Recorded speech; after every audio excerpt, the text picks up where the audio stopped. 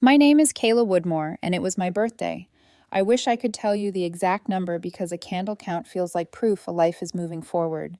But what matters more is the moment my mother opened her mouth and calmly reached into my chest, like it was a drawer she owned. It started with a steak knife glinting under the kitchen lights and plastic balloons that didn't belong in my house. The house is mine. Grandpa Carl signed it over last year for reasons he said I'd earned, whatever that meant. My parents never lived here, not for a single day, but Mom floated through my kitchen as if the tile remembered her feet. She brought her own decorations, streamers, a paper crown, and set them out like affordable apologies. The table looked festive. I felt invaded. We were halfway through the steaks when she smiled across the plates and detonated a sentence in the softest voice I've ever heard. I used your college fund to help with Bethy's wedding. I knew you wouldn't mind. Family comes first. I thought I misheard. I asked, calmly I think, what college fund she was talking about. She looked at me like I'd missed an email. The one you've been sitting on, that 21,000 Grandpa left you last year. I blinked. I told her I didn't even know about it, that I hadn't touched a cent, that even if I had, she should have asked me. She waved me off. You weren't going to college next year. We're helping your sister. Don't be selfish. Selfish. She said it like a diagnosis. She took $21,000 without asking and wired it into a wedding my sister can't afford, and somehow the villain at my own birthday table was me. I looked at Dad. He chewed like news footage of a man eating at a diner after a hurricane. Bethany didn't flinch. Phone screen face up beside her plate like a second place setting. She scrolled, probably liking her own engagement photos. I looked around my dining room and felt like a guest. Nobody expected me to argue. They expected me to absorb, to nod, to play good daughter like a role with no lines. I didn't yell. I didn't flip the table. I didn't storm out. I smiled. That smile jarred the air. Mom changed the subject. Bethany rolled her eyes and muttered something about me being dramatic. The front door opened. Grandpa Carl and Grandma Linda have timing the way surgeons have hands. Practiced. He walked in like a retired general, calm and unhurried, but something in the room shifted to face him. Grandma followed, quiet and sharp. He patted my shoulder, handed me a wrapped box, and, as if he were asking for the salt, said from the far end of the table, "So, how's that $21,000 trust I left you? Still sitting on it, or have you decided what to do?" Mom's fork froze midair. Dad cleared his throat. Bethany put her phone down. I looked at Grandpa and leaned in, voice barely above the scrape of a plate. What 21 grand? Silence is a body. You can feel its weight press on your collarbones. 5 minutes later, Grandpa was on the phone. 30 minutes after that, tires pressed gravel in the driveway. 2 squad cars rolled up to my house, and the silence grew bones and teeth. The officers stepped inside with the steadiness of people who practice walking into storms without making them worse. Grandpa must have told them they had permission. One had a clipboard. The other rested a hand near his belt, aware, not aggressive. Mom launched into damage control, words spilling like marbles, family misunderstanding, necessary expense, good intentions. We kept it in the family. She wasn't even using it. The officer didn't blink. He looked at her, then at Grandpa. Grandpa handed him a folder he'd been carrying since he arrived. Bank statements, legal documents, account signatures. Not dramatic, just facts with staples through them. The officer flipped, scanned, looked up. "Ma'am, did you authorize a transfer from this account under Kayla Woodmore's name?" She hesitated for less than a second. It was enough. She reshaped the air with a story. Her daughter's money is essentially a family asset. She and Dad were just keeping things in the family. I wasn't using it anyway. Grandpa's voice was a gate closing. That trust was created under Kayla's name with my funds. Her parents were never granted access. This isn't a misunderstanding. It's an unauthorized withdrawal. If she presses charges, you're looking at fraud. The words sat on the table like a third steak no one ordered. Even Bethany stopped blinking. Then, on cue, she tried to perform a smaller tragedy. "Oh my God, this is ridiculous. It's not like she earned that money. She just got lucky because Grandpa likes her." Grandma Linda didn't raise her voice. "And you are planning a wedding with a borrowed dress, a maxed out card, and stolen money. Maybe learn what responsibility looks like." They didn't make any arrests that night. One officer explained the process: return the funds immediately, or a full investigation begins. Mom went pale. Dad asked about repayment plans, but the officer was already done talking. He passed the folder back to Grandpa and said paperwork would follow.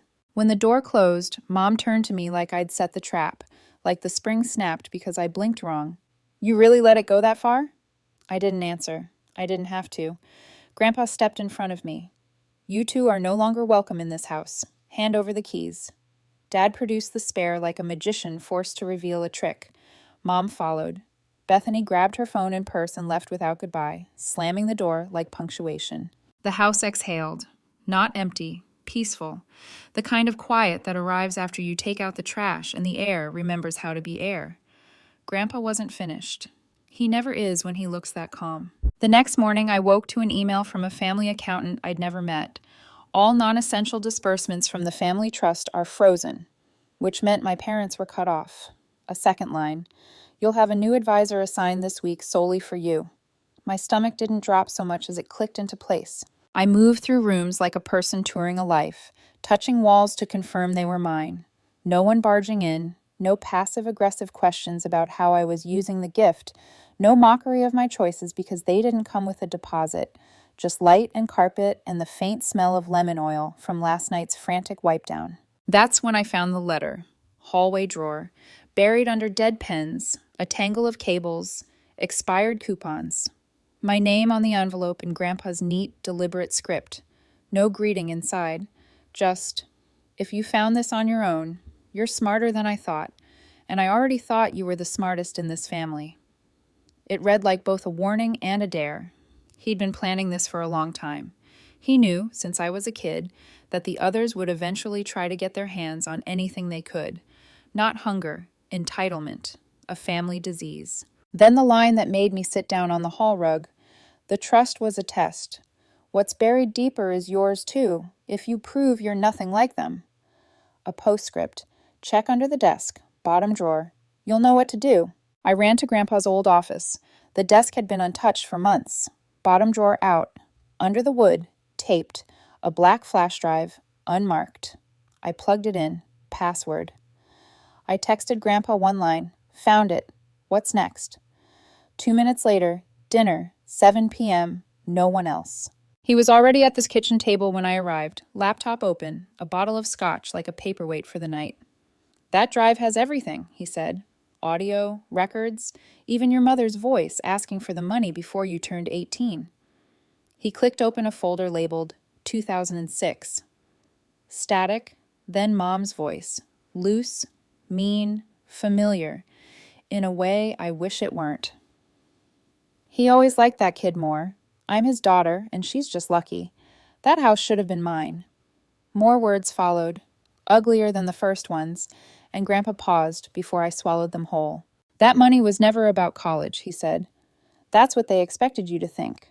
There's more, a lot more. Property, stock options, private accounts, a cabin in Vermont. All in your name if you want it. I stared at the laptop and saw a map of exits from the life my parents built out of other people's credit. Then he set the knife cleanly on the board. If you want the rest, we're going to court. Civil and criminal. Fraud. Theft. Maybe perjury. Once you start, you don't get to pull back. Are you ready? I didn't say yes. I picked up the flash drive, slipped it into my pocket, and nodded once. Grandpa poured 2 fingers of scotch, then 2 more. All right, he said, like a judge setting a calendar. Then let's ruin their month. By morning, the barrage began. 6 missed calls, 3 from Mom, 1 from Dad, 2 from Bethany, and a wall of texts from Bethany that began, "You're being a child," and ended in caps. I put my phone face down. A small detail. Evan, my boyfriend, was on a work trip and oblivious to the precise angle of this tornado. His ex, Lena, pinged me on social late the night before with a bland, "Hope you're okay," which sounds kind until you feel the hook in its tail. I didn't answer either of them. I had a meeting with a lawyer who dresses like a verdict. When I stepped outside, the morning air felt new. It had the same temperature as last night's, but it behaved differently, like it understood where it belonged. Inside, protecting what was mine. Attorney Lawson looked exactly like the kind of man who itemizes air. Pinstriped suit, precise tie, An expensive watch that didn't flash so much as judge. He didn't bother with small talk.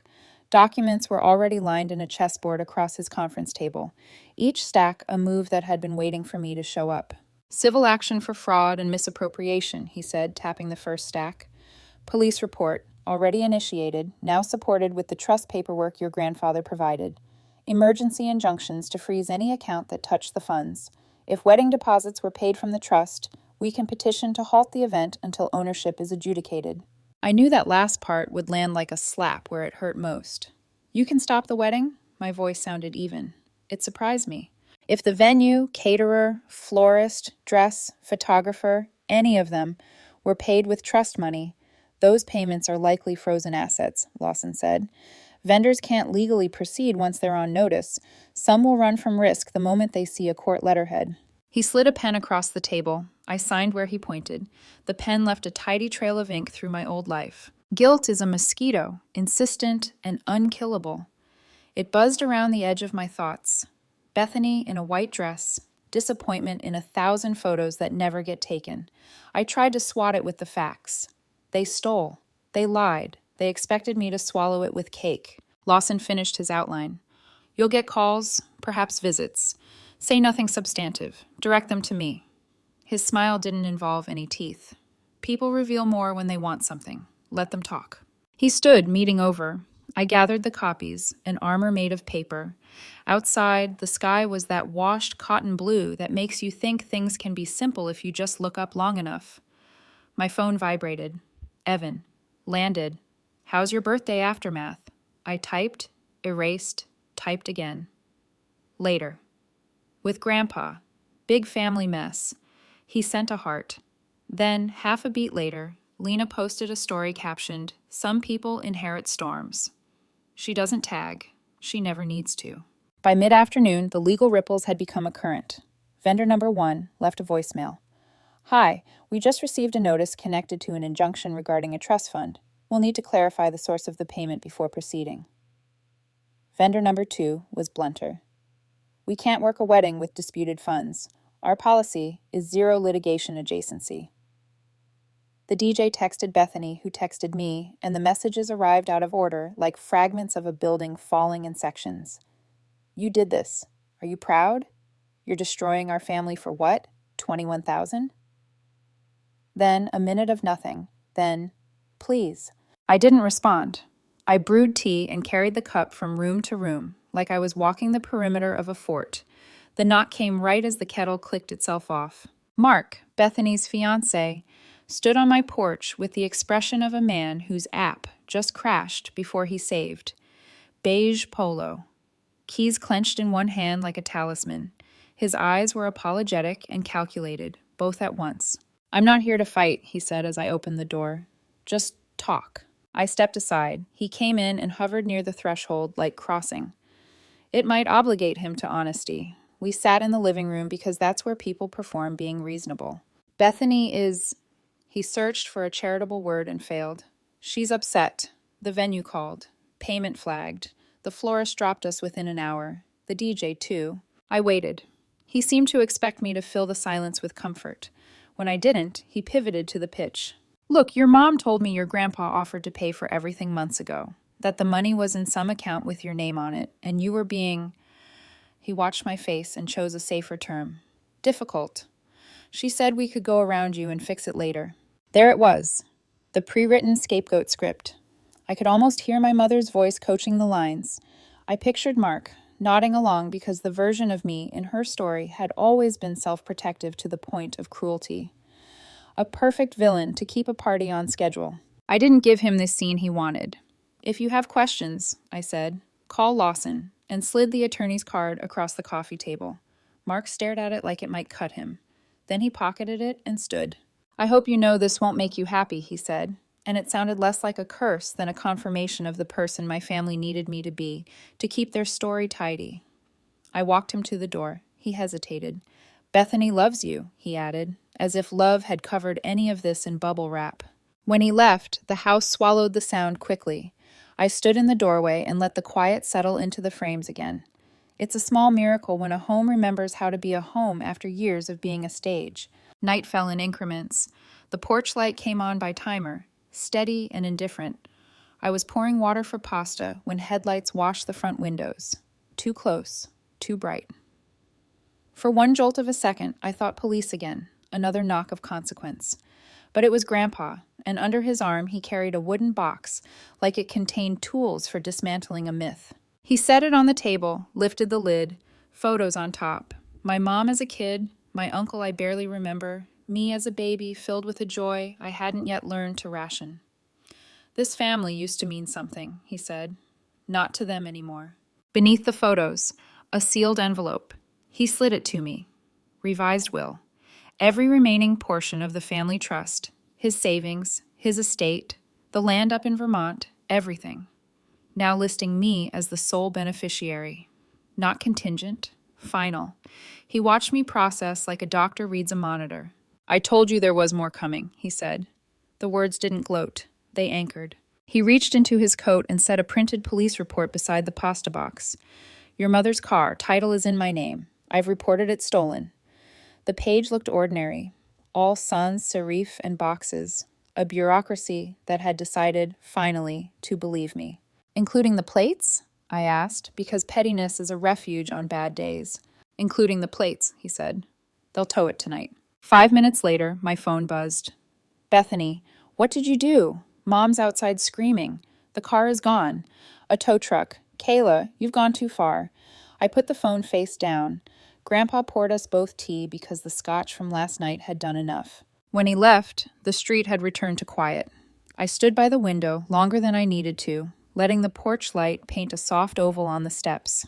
Somewhere across the city, a tow truck beeped in reverse, and a story unhooked itself from its last lie. Morning arrived, with the blankness that felt like mercy. No calls, no knocks. The kettle exhaled, and I stirred honey into the mug and thought briefly about Evan. He'd texted a photo from the hotel late, room service tray, a grin that still made my stomach recognize the future. Call when you can, he wrote. I typed, today, and meant it. I didn't send it. Another ping. Lena posting a verse about forgiveness to her followers. She has good timing for a person who always arrives after the glass breaks. The quiet didn't last. Bethany arrived mid-afternoon, without makeup, hair knotted into a truce with gravity. She knocked like she was tapping a bruise. When I opened the door, she gave me a look I remember from childhood, the one she wore before she lied about a broken vase. Can we talk? I stepped aside. She walked in like a person expecting to set off tripwires. We sat. Her eyes armed themselves with moisture. Mom's not okay, she started. She's been crying for 2 days. Dad doesn't know what to do. They say Grandpa's going senile and you're being manipulated. I tilted my head. That was the new narrative. Not that I was selfish, but that I was weak. Easier to discredit my choices if I'm a puppet. Then she tried something unexpected. I'm sorry, she said. Not for the theft, not for the lie, just for how it went down. It got messy. We should have talked to you first. She reached into her tote and pulled a manila folder, placed it on the table like an offering. If you drop the suit, we'll transfer the money back. All of it. I'll cancel the wedding. We just want things to go back to normal. I opened the folder. The signature on the final page wasn't hers. It was mine. Clean, convincing, already dated, forged. I stood, took the folder to Grandpa's office, snapped a photo of the page, and came back. You can leave now, I said. Her face hardened, apology evaporating like cologne. You don't understand what you're throwing away. She slammed the door on her way out. The house kept its composure. I sent the photo to Grandpa. He called Lawson before I finished exhaling. Within the hour, the complaint had a new charge: forgery. We sat at Grandpa's kitchen table again at dusk because some decisions need familiar chairs. He scrolled his phone, then set it down. Well, he said, almost gently, it started. What has? The foreclosure, he replied, like he was reading a weather report. Years ago, I co-signed a second mortgage for your parents on a property they never repaired. I've been paying interest to keep them afloat. I pulled my name, stopped the bleed, notified the bank. 60 days and their credit will crash. The property goes. They're on the hook for every cent. He watched me absorb it. They don't know yet, he added, and a small, grim smile tugged one corner of his mouth. They'll find out at the family barbecue on Saturday. You're invited. I didn't ask whether I had to go. I already knew the answer. Sometimes you show up not to fight, but to witness. Sometimes the only way to finish a story is to hear it read aloud to the people who wrote it. I walked home through a neighborhood that finally felt like it would keep my secrets. On my porch, the air smelled like cut grass and distant rain. I sat, phone in my hand, thinking about calling Evan first for once, before the next fire alarm, before the next headline in our private paper. I typed, "Can you come Saturday? It's family." I didn't hit send, not yet. Inside, I set the manila folder on the table like evidence in a case I was finally willing to try. The house didn't flinch. Neither did I. The day of the barbecue felt like walking into a movie I already knew the ending of. Except this time, I wasn't the extra in the background. I was holding the script. It was at Aunt Melanie's place, about 40 minutes outside the city. Big yard, 2 grills going, red checkered tables stretching under the trees, kids running, adults pretending they weren't calculating each other's net worth. The kind of family gathering where laughter sounds like cover noise. Grandpa Carl pulled up later than everyone, but parked right on the lawn, like it was his personal stage. Leather jacket, box under his arm. He didn't wait for quiet. He made it. "Got something to share before we dig into the ribs," he said, voice steady but commanding.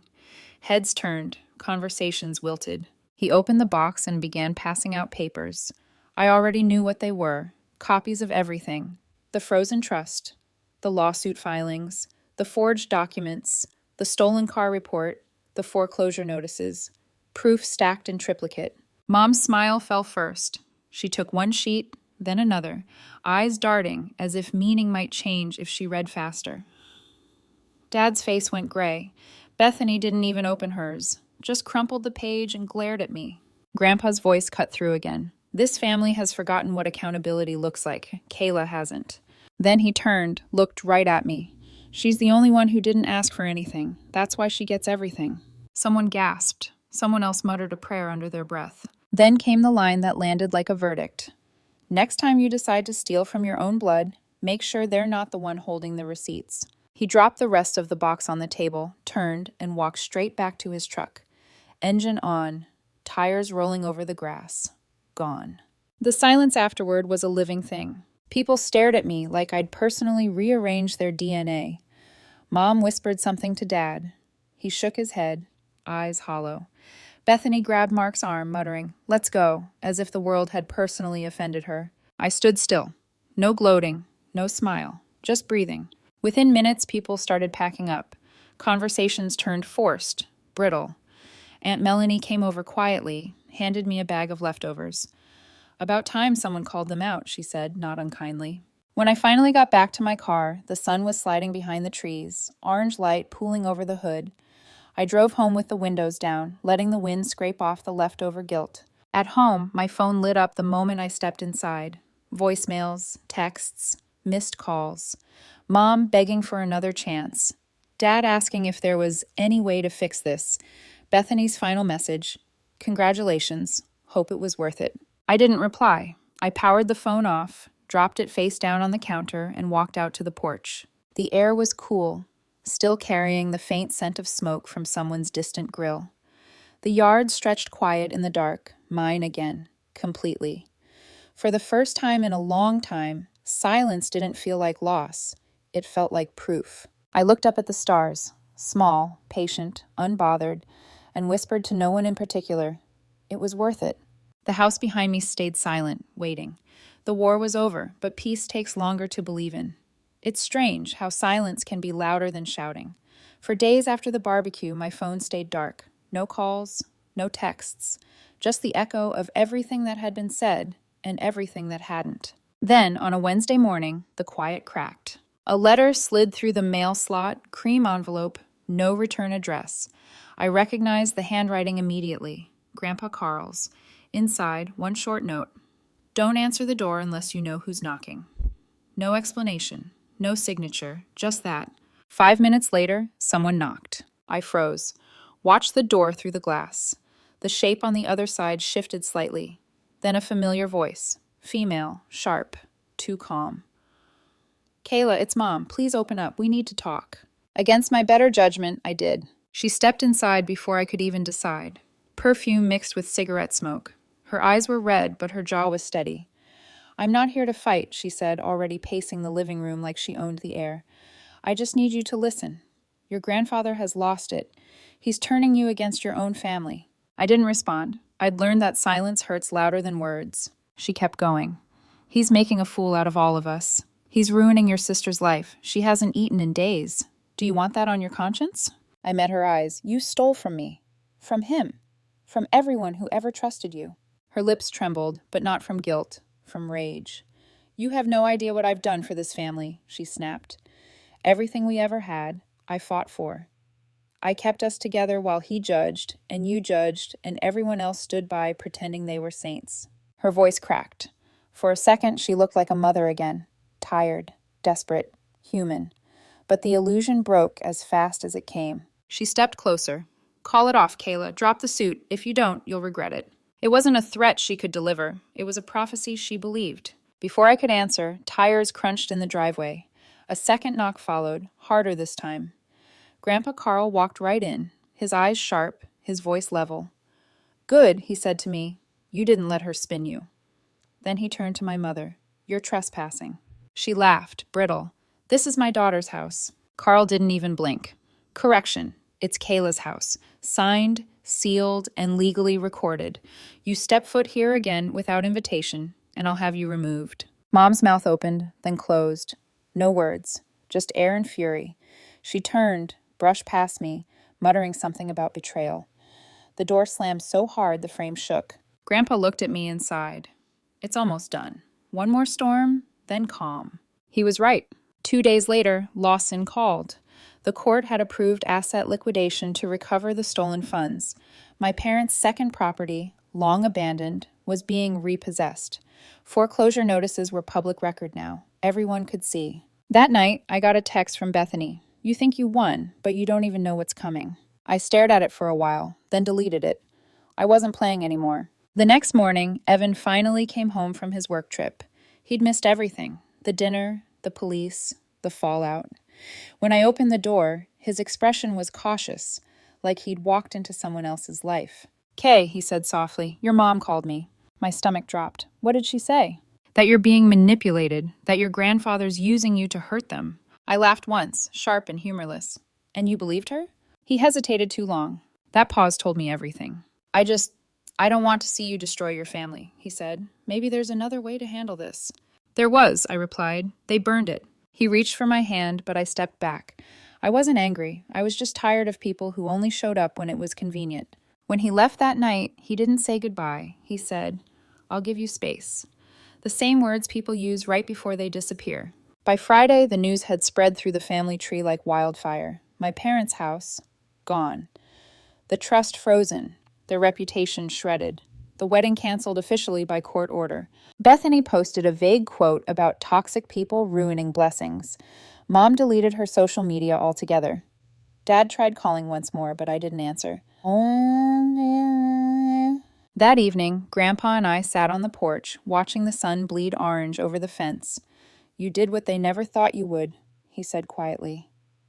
"You stood up." For the first time, I believed him. The world outside was calm again, but inside, I felt the faint rumble of something unresolved.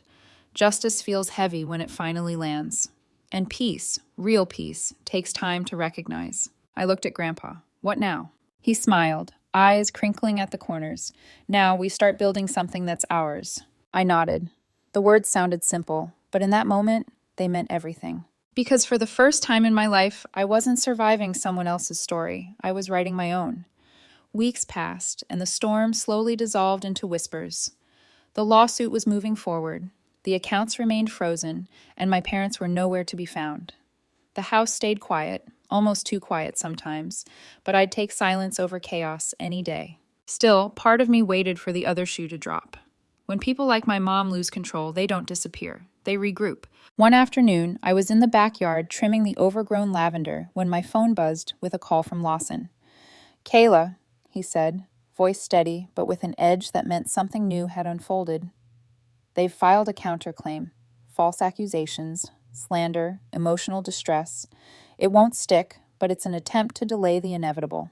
I exhaled. "So they're still fighting?" They're stalling, he corrected, but the evidence is airtight. You have nothing to worry about. Your grandfather did a remarkable job keeping records. It's only a matter of time before the court closes this. I thanked him, hung up, and stood in the quiet for a long moment. The sun was beginning to set, that honey-colored light stretching across the yard. For the first time in years, I didn't feel afraid of what was next.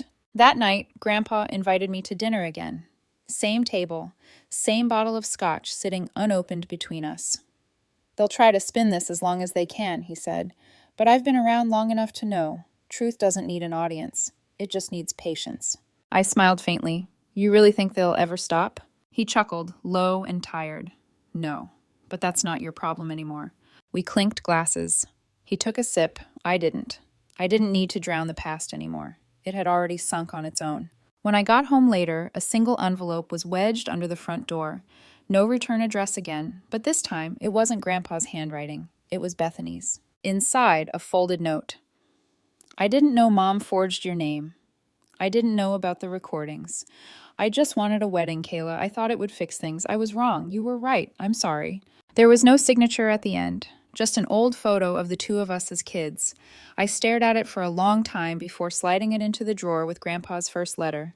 Some wounds you don't close, you just stop picking at them. A week later, the court officially transferred ownership of every remaining asset into my name.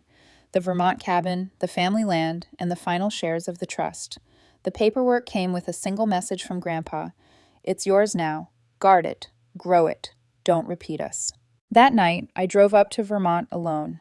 The cabin was small, perched on a hill with pine trees bowing around it. Dust hung in the air like time refusing to move on. I opened every window and let the wind in.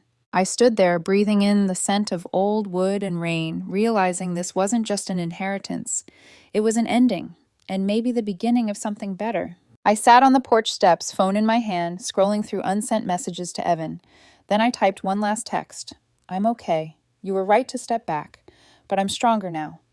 I hit send, not because I expected a reply, but because closure sometimes looks like honesty whispered into the dark. Down the hill, a car door closed. Grandpa's old truck. He hadn't said he was coming, but I wasn't surprised. He joined me on the porch, said nothing for a long while, then handed me something small, a key. The storage shed, he said. There's more paperwork inside. Things you'll need if you ever decide to rebuild the family company, or sell it. It's your call now. I turned the key in my hand, feeling its weight. Why me? He smiled softly.